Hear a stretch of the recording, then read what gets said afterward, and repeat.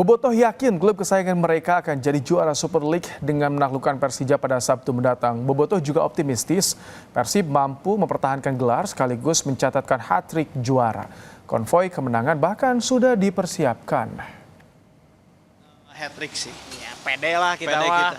Apa pede atuh udah nyiapin biar wededet.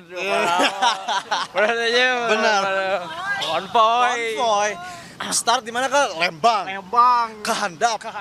Cihampelas. Pasopati. Langsung gedung sate. Harus hat-trick sih, harus juara lagi, biar bintang 5 gitu ya. Mental juara sih. Iya, yakin banget. Soalnya kan kemarin juga detik-detik terakhir kan gol gitu. Pasti juara lah, pasti juara.